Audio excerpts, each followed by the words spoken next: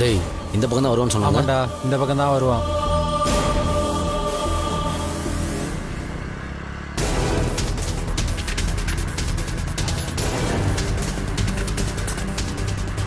டேய் அவன் தானே அது?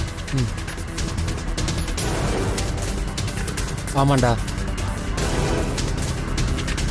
டேய் போறடா. டேய் வண்டி என்ன?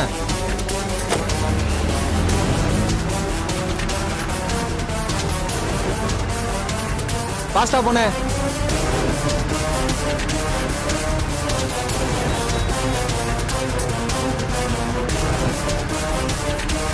போ போ போ.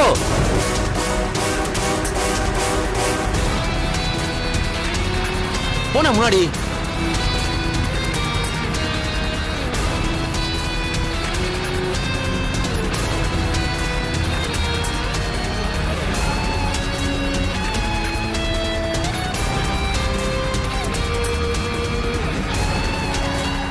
வணக்கண்ணே.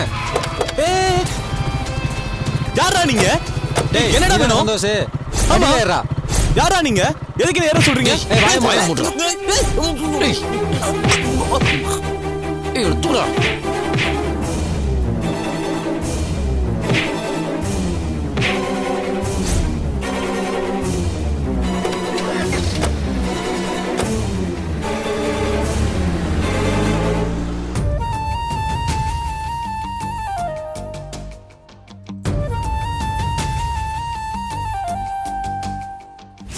நீ ரொம்ப புலம்புறதுனால நாங்க எங்க முடிவை மாத்திக்கிறோம்.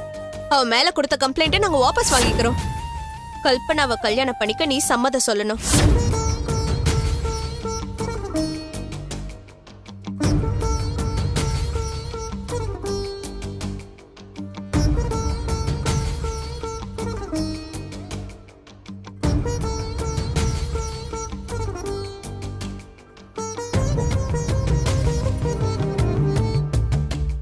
அருண், நீ என்னதான் முடிவு பண்ணிருக்க?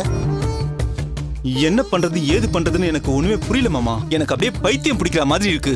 எந்த தொல்லையும் இல்லாம அப்படியே ஓடி போயிடலாம் போல இருக்கு எனக்கு. ஏன் மாப்பிள்ள நீ இப்படி இருக்க? ஒரு பிரச்சனைன்னு வந்தா ஒண்ணு தள்ளி போடுற, இல்லன்னா தப்பிச்சு ஓட பாக்குற. அதுக்கு என்ன சொல்யூஷன் கொஞ்சம் நிதானமா யோசிச்சு பார்க்க மாட்டியா?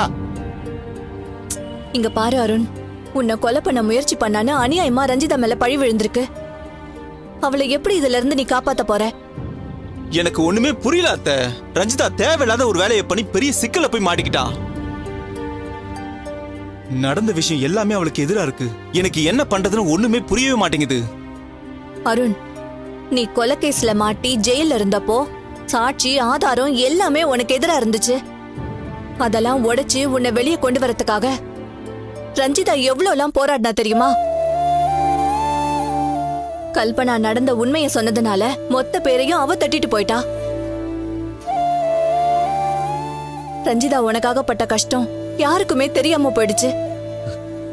அத்தை, அவ எனக்காக என்னென்ன பண்ணான்னு எனக்கு எல்லாமே தெரியும். எல்லாம் தெரிஞ்சு எப்படி மாப்பிள்ள இப்படி அமைதியா இருக்க? நீ செய்யாத தப்புக்கு மாட்டிக்கிட்ட மாதிரி இப்ப ரஞ்சிதா மாட்டிக்கிட்டு இருக்கா. அவளை எப்படி வெளியில கொண்டு வரணும்னு நீ தானே யோசிக்கணும், நீ தானே முயற்சி பண்ணணும். அதை விட்டுட்டு என்ன செய்யறதுன்னு புரியலன்னு சொன்னா என்ன அர்த்தம்? மாமா, என்னையே அறியாம நான் ஒரு கொலை கேஸ்ல போய் நான் மாட்டிக்கிட்டேன். ஆனா ரஞ்சிதா அவளே தேடி போய் ஒரு பிரச்சனை போய் மாட்டிக்கிட்டா. இப்ப குடிய மறக்கிறதுக்காக மருந்து வாங்கி கொடுன்னு அவகிட்ட கேட்டனா